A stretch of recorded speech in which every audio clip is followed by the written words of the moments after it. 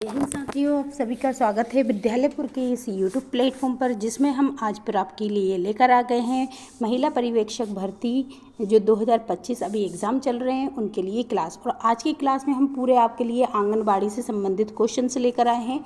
आप किसी से अगर एनालाइज करेंगे, आपके आसपास कोई भी जा रहा है पेपर देने, आप खुद पूछेंगे उनसे तो वो खुद कहेंगे कि आंगनबाड़ी से संबंधित बहुत सारे क्वेश्चंस पूछे जा रहे हैं, और वो भी आपकी समझ के ऊपर, आप कितना समझते हैं उसके अकॉर्डिंग आपसे क्वेश्चंस पूछे जा रहे हैं। तो आज के जो जितने भी क्वेश्चंस हम लेकर आए हैं, आपकी समझ के आधार पर ही आधारित पूरे क्वेश्चंस लेकर आए हैं और आंगनबाड़ी से संबंधित क्वेश्चंस लाए हैं। और ये जो क्लास है आपको 10 से लेकर 12 मिनट में पूरे क्वेश्चंस इसमें कंप्लीट करा दिए जाएंगे। तो बिल्कुल आप सभी जुड़ जाइए क्लास से, और क्लास को जितने भी लोग अभी तक जुड़ चुके हैं, आप लोग सभी लोग एक बार सभी लोग क्लास को शेयर ज़रूर कर दीजिएगा, क्लास को लाइक भी ज़रूर कीजिएगा। और अभी तक कोई भी मैम सर या न्यू स्टूडेंट हमसे जुड़े हैं और उन्होंने चैनल को सब्सक्राइब नहीं कर रखा है तो प्लीज़ चैनल को सब्सक्राइब ज़रूर कर लीजिएगा। और आपको इसकी PDF चाहिए तो PDF के लिए हमारे टेलीग्राम चैनल को ज्वाइन कर सकते हैं, वहाँ से इसकी आपको PDF प्रॉपर मिल जाएगी। और देखिएगा, अगर आप एग्ज़ाम देने जाएंगे तो आप खुद कहेंगे कि बिल्कुल इसी तरीके के क्वेश्चंस आ रहे हैं। तो बिल्कुल आप क्वेश्चंस को बिल्कुल भी इग्नोर ना करें, हर एक क्वेश्चंस को बहुत ध्यान से लगाएं। और आपकी समझ के आधार पर ही हम पूरे क्वेश्चंस लेकर आए हैं। उसका आज तो हम थोड़ा क्वेश्चंस का जो आपको ज़्यादा बेसिक लगेंगे कि आपको कुछ समझ नहीं आएगा, तो उसका हम एक्सप्लेनेशन भी लेकर आए हैं। तो बिल्कुल आप सभी लोग जुड़ जाएं, एक बार सभी लोग क्लास को शेयर ज़रूर कर दीजिएगा, सभी लोग क्लास को शेयर करें, क्योंकि आपका जो शेयर करते हैं, आप लोग लाइक करते हैं, उससे हमें मोटिवेशन मिलता है ताकि हम अगली क्लास में और अच्छा आपको कंटेंट लाकर दे सकें। तो चलिए आज की क्लास हम स्टार्ट कर देते हैं। आपने थंबनेल देख ही लिया है, तो बिल्कुल आपको आंगनबाड़ी से संबंधित पूरे क्वेश्चंस आपको यहाँ पर देखने को मिलेंगे। तो चलिए फर्स्ट क्वेश्चन देखिए आपकी स्क्रीन पर आ चुका है और लगाएं आंगनबाड़ी से संबंधित पूरे क्वेश्चन हैं। देखिए पहला क्वेश्चन है कि आंगनबाड़ी हेल्पर के निम्नलिखित में से कौन सा कर्तव्य है, बताइए। आंगनबाड़ी हेल्पर जो रहती हैं वो निम्नलिखित में से कौन सा कार्य करती हैं। गांव के छोटे बच्चों को आंगनबाड़ी में लाना उनका एक काम होता है, या बच्चों और माताओं के लिए खाना पकाना और परोसना इनका एक काम होता है, या स्वास्थ्य घटकों में PHC मतलब कि क्या होता है,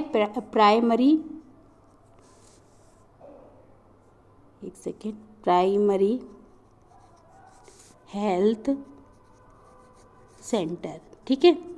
तो बताइए PHC मतलब प्राइमरी हेल्थ सेंटर कर्मचारियों की सहायता करना। अब बताएंगे कि जो आंगनबाड़ी के हेल्पर्स होते हैं वो क्या काम करते हैं। गांव से छोटे बच्चों को आंगनबाड़ी लाते हैं, बच्चों और माताओं के लिए खाना पकाना और उनको परोसना, या फिर स्वास्थ्य घटकों में PHC जो प्राइमरी हेल्थ सेंटर होते हैं उनके कर्मचारियों की सहायता करना।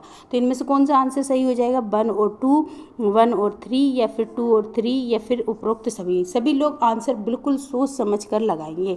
देखिए तो इसका राइट आंसर क्या हो जाएगा, पहला और दूसरा, क्योंकि वो स्वास्थ्य कर्मचारियों की सहायता नहीं करते हैं, ये सिर्फ आंगनबाड़ी के हेल्पर्स रहते हैं। तो इसलिए गांव से छोटे बच्चों को लाना उनका काम होता है, और बच्चों और माताओं के लिए खाना पकाना और परोसना इनका काम होता है, और अन्यथा इनका काम नहीं होता है, ठीक है। अब देखते हैं हम इसके बारे में थोड़ा सा।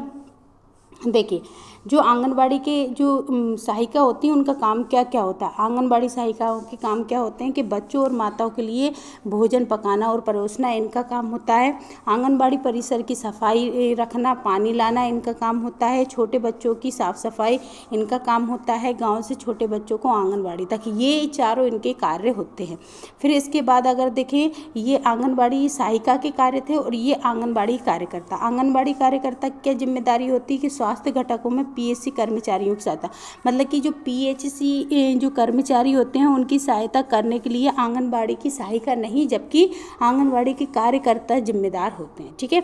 माताओं को स्वास्थ्य और पोषण से संबंधित शिक्षा भी आंगनबाड़ी कार्यकर्ता ही देते हैं। तो आई होप आपको ये चीज़ समझ आई होगी, हमने इसके आपको तथ्य भी बता दी। चलिए अब नेक्स्ट क्वेश्चन देख लेते हैं। नेक्स्ट क्वेश्चन बताइए, अब फिर से बताइए कि क्वेश्चन दिया है कि निम्नलिखित में से कौन सा सत्य है, सत्य पूछा है, ठीक है। बताइए ICDS के तहत पूरक पोषण बच्चे 6 महीने से 6 साल और गर्भवती महिलाओं को दिया जाता है, लेकिन स्तनपान कराने वाली माताओं को नहीं दिया जाता है। ठीक है, नहीं दिया जाता है। या फिर स्वास्थ्य और परिवार कल्याण मंत्रालय ICDS के तहत पोषण और स्वास्थ्य सेवा को संभालता है। अब बताएंगे कि इसका राइट आंसर क्या हो जाएगा, जल्दी जल्दी आप बताएंगे। तो देखिए, जो ICDS है, ICDS जो है वो क्या करता है, तो ICDS जो है ये, एक सेकंड रुकें।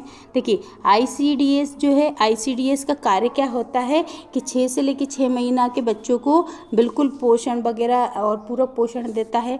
दूसरा, गर्भवती महिलाओं को पूरक पोषण देता है, लेकिन स्तनपान कराने वाली महिलाओं को भी पूरक पोषण देता है। लेकिन इसमें क्या लिखा है, नहीं, तो मतलब पहला ऑप्शन तो हमारा कट जाएगा कि केवल वन तो हो ही नहीं सकता, जिसमें भी वन है वो तो कट जाएगा। दूसरा क्या बोल रहा है, स्वास्थ्य और परिवार कल्याण मंत्रालय ICDS के तहत पोषण और स्वास्थ्य सेवा देता है।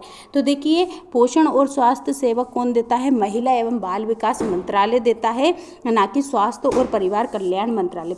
स्वास्थ्य एवं परिवार कल्याण मंत्रालय उसको रेफरल की सुविधा देता है, टीकाकरण की सुविधा देता है, ठीक है, स्वास्थ्य जांच की सुविधा देता है, ना कि पोषण की। तो ये दो भी हमारा सही नहीं होगा। तो राइट आंसर क्या हो जाएगा, ना तो इसमें 2 सही है और ना ही पहला सही है, तो दोनों ही सही नहीं है। ठीक है, चलिए नेक्स्ट क्वेश्चन देख लेते हैं। नेक्स्ट क्वेश्चन क्या दे रहा है कि ICDS के तहत निम्नलिखित में से स्वास्थ्य और परिवार कल्याण मंत्रालय के तहत सार्वजनिक स्वास्थ्य बुनियादी ढांचे के माध्यम से वितरित किया जाता है। ठीक है, बताइए। तो देखिए, अगर इसमें पूछा गया है हमसे कि इनमें से कौन सा एक स्वास्थ्य एवं परिवार कल्याण मंत्रालय के द्वारा एक कार्यक्रम चलाया जाता है, टीकाकरण, पूरक पोषण या फिर स्वास्थ्य जांच, बताएं इनमें से कौन सा 1 और 2 सही है, या 1 और 3 सही है, या 2 और 3 सही है, या फिर इनमें से सभी। तो अभी हमने बताया है स्वास्थ्य एवं परिवार कल्याण मंत्रालय जो है वो क्या क्या काम करता है, तो वो टीकाकरण का काम करता है, टीकाकरण का काम करता है, स्वास्थ्य जांच का कार्य करता है। ठीक है, परिवार और कल्याण मंत्रालय है ना, स्वास्थ्य जांच और टीकाकरण और रेफरल सेवाएं देता है, रेफरल सेवाएं देता है। ठीक है, तो ये 3 सेवाएं कौन देता है, स्वास्थ्य एवं परिवार कल्याण मंत्रालय, लेकिन पूरक पोषण तो नहीं देता है। तो राइट आंसर क्या हो जाएगा, 1 और 3, क्या हो जाएगा, 1 और 3 जो है इसका राइट आंसर हो जाएगा। ठीक है, क्योंकि ये पूरक पोषण वाला कौन सा देता है, तो वो देता है महिला एवं परिवार कल्याण मंत्रालय देता है। ठीक है, चल नेक्स्ट क्वेश्चन देख लेते हैं। नेक्स्ट क्वेश्चन क्या है, आई होप सभी लोगों को आंसर समझ आ रहे हैं, तो सभी लोग क्लास को शेयर करते हुए ज़रूर चलिएगा। क्लास पसंद आ रही हो तो क्लास को लाइक भी कर दीजिएगा, शेयर ज़रूर सभी लोग करते हुए चलेंगे। ठीक है, और आपको तेज़ लग रहा है तो थोड़ा स्पीड आप अपने यूट्यूब से इसकी स्पीड को कम कर सकते हैं। ठीक है, चलिए क्वेश्चन है नेक्स्ट के, एकीकृत बाल विकास मतलब ICDS के बारे में निम्नलिखित में से कौन सा कथन सत्य है। ठीक है, कथन सत्य है, पूछा कौन सा कथन इसमें से सत्य है, सही है। ठीक है, ICDS का लक्ष्य 5 वर्ष से कम आयु के बच्चों के लिए होते हैं, या इनमें उनकी माताएं भी शामिल होती हैं। बताइए इसमें से कौन सा जो ऑप्शन है वो सत्य होगा। तो देखिए, जो ICDS के बारे में देखें तो ICDS में 6 साल तक के बच्चों को लिया जाता है, ICDS के अंतर्गत 6 साल तक के बच्चों को लिया जाता है, और इसमें उनकी माताएं भी शामिल होती हैं। लेकिन इसमें तो पहले ऑप्शन में 5 वर्ष दिया है, तो ये गलत हो जाएगा, बाकी केवल 2 ही इसका राइट आंसर सही होगा। ठीक है, तो राइट आंसर इसका क्या होगा, केवल 2, मतलब कि इनमें उनकी माताएं शामिल होती हैं। ठीक है, पहला इसलिए कट गया क्योंकि इसमें 5 साल दिया है, जबकि ICDS में 6 साल तक के बच्चों को रखा जाता है। ठीक है, चलिए नेक्स्ट क्वेश्चन देख लेते हैं। देखिए, ICDS में दिया भी है कि ICDS में 6 साल की से कम आयु के बच्चे होना ज़रूरी होता है। उद्देश्य इसका क्या है, उद्देश्य को प्राप्त करने में मदद करने के लिए कितनी सेवाएं, 6 सेवाएं देता है। एक टीकाकरण, पूरक पोषण, स्वास्थ्य जांच, रेफरल सेवाएं, प्री स्कूल अनौपचारिक शिक्षा और पोषण एवं स्वास्थ्य की जानकारी, ये 6 सेवाएं देता है। ICDS कितनी सेवाएँ देता है, ये 6 सेवाएँ देता है। ठीक है, चलिए नेक्स्ट क्वेश्चन देख लेते हैं। बताइए पुनर्गठित आईसीडीएस के अंतर्गत सेवाएं किस श्रेणी में आती हैं? देखिए, पुनर्गठित आईसीडीएस के अंतर्गत पूछा है उन्होंने, पुनर्गठित आईसीडीएस के बारे में पूछा है कि इसके अंतर्गत कौन सी सेवाएं आती हैं? रेफरल सेवाएं आती हैं, या देखभाल और पोषण सेवाएं, या फिर स्वास्थ्य सेवाएं? या फिर बताइए, 1-2 सही है, या 1-3 सही है, या फिर 2-3 सही है, या सभी सही है? तो याद रखें, पुनर्गठित में कभी भी रेफरल सेवाएं नहीं आती हैं। ठीक है, ये जो पुनर्गठित आईसीडीएस में कभी भी रेफरल सेवाएं नहीं आती, ये लास्ट में होता है। जब प्राथमिक स्वास्थ्य से भी नहीं बनता तब वो रेफरल करता है ना, रेफर करता है। ठीक है, डिस्ट्रिक्ट हॉस्पिटल में। तो इसमें पुनर्गठित आईसीडीएस में ओनली देखभाल और पोषण परामर्श होता है और स्वास्थ्य सेवाएं, मतलब कि 2 और 3 ही इसके राइट आंसर होंगे। ठीक है, आप लोगों के कितने क्वेश्चन आंसर सही हो रहे हैं, आप ज़रूर इसको भी हमें कमेंट बॉक्स में लिखकर ज़रूर बताइएगा कि आपके टोटल आंसर कितने सही हुए हैं। ठीक है, चलिए नेक्स्ट क्वेश्चन देख लेते हैं। नेक्स्ट क्वेश्चन क्या है, बताइए, आंगनबाड़ी का अर्थ क्या है? आंगनबाड़ी का अर्थ क्या है? आंगन आश्रय, या फिर सामुदायिक केंद्र, या गांव का हाल, या फिर स्वास्थ्य क्लिनिक? बताइए, आंगनबाड़ी का अर्थ क्या होता है? आंगनबाड़ी का इनमें से अर्थ क्या है? तो राइट आंसर, आंगनबाड़ी का अर्थ क्या है? आंगन आश्रय। क्या होता है आंगनबाड़ी का अर्थ? आंगन आश्रय इसका राइट आंसर हो जाएगा। चलिए नेक्स्ट क्वेश्चन देख लेते हैं। बताइए, आंगनबाड़ी सेवाओं द्वारा मुख्य रूप से किस आयु वर्ग को लक्षित किया जाता है? आंगनबाड़ी में कितने साल तक के बच्चे जाते हैं? बताइएगा, सभी बताएंगे। 0 से लेके 6 वर्ष तक के, 6 से लेके 12 वर्ष, 12 से 18, 18 प्लस। बताइए, ABCD में से आपका क्या आंसर सही होगा? तो देखिए, आंगनबाड़ी जो है वो मुख्य रूप से 0 से लेकर 6 वर्ष तक की आयु के बच्चों को लक्षित करती है। इन्हीं को मुख्य रूप से वहाँ पर सेवाएं दी जाती हैं। ठीक है, चलिए नेक्स्ट क्वेश्चन देख लेते हैं।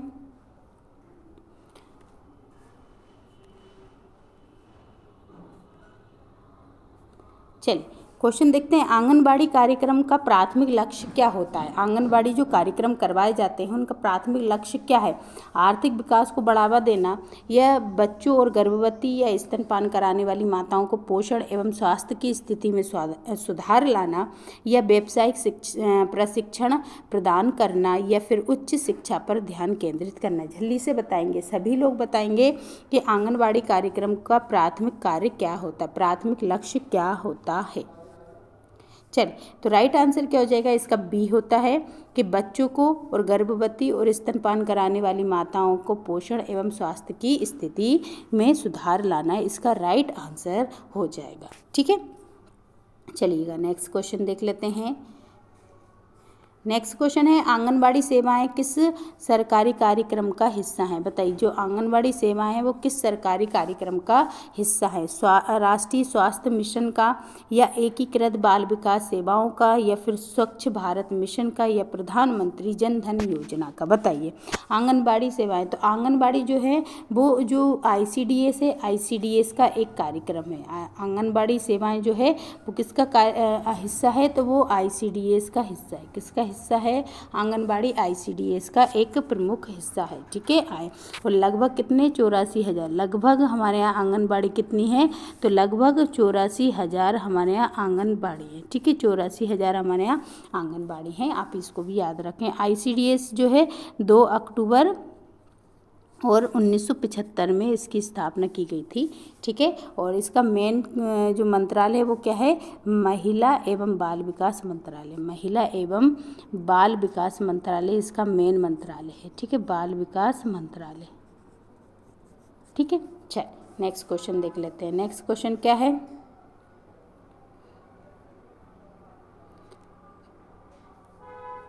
चलिए बताइए, नेक्स्ट क्वेश्चन है, आंगनबाड़ी केंद्र पर आमतौर पर कौन काम करता है? जो आंगनबाड़ी केंद्र होते हैं वहाँ पर कौन काम करता है? डॉक्टर काम करते हैं, आंगनबाड़ी कार्यकर्ता, ठीक है, और या फिर आंगनबाड़ी हेल्पर करते हैं, या फिर है ना क्या कहते हैं, मतलब आंगनबाड़ी वर्कर्स करते हैं, या आंगनबाड़ी हेल्पर्स करते हैं, शिक्षक करते हैं, या फिर सामाजिक कार्यकर्ता करते हैं?